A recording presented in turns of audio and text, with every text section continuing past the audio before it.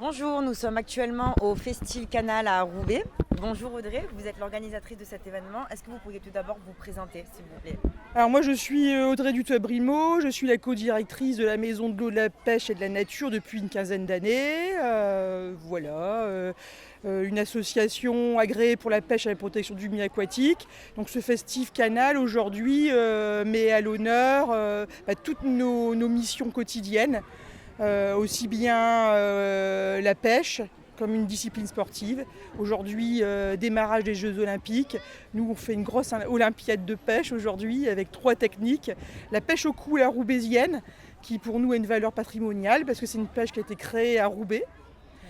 Voilà. Ensuite, il y a également une pêche un peu plus sportive qui est le street fishing ou rando-pêche. Et encore plus sportive, un peu plus loin, il y a le flotte tube. Donc là, les pêcheurs sont équipés de waders. Au bout des pieds, ils ont des palmes. Ils s'assient dans un engin flottant.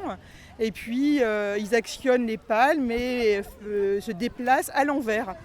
Ils sont équipés d'une toute petite canne à pêche qui peut attraper des poissons de plus de 2 mètres de long. Cet événement a lieu chaque année, donc il réunit les Roubaisiens et les Roubaisiennes autour de ces activités et notamment donc, de la pêche, c'est ça? Est-ce que vous pouvez nous en dire plus? Voilà, donc en effet depuis 2019, on a initié cet événement pour mettre à l'honneur, comme je disais, cette pêche comme discipline sportive, mais également toutes les autres activités qu'on pratique au quotidien auprès d'un public très varié, puisqu'on démarre des animations dès la petite enfance jusqu'à 99 ans et plus. Donc aujourd'hui, on pourra voir à la fois tout ce qu'on fait autour des produits éco-responsables. Ici, on apprend aux personnes à fabriquer des produits ménagers écologiques, des cosmétiques naturels, avec une entrée santé autour des perturbateurs endocriniens notamment. C'est ce qu'on observe sur les stands. Voilà, c'est ça.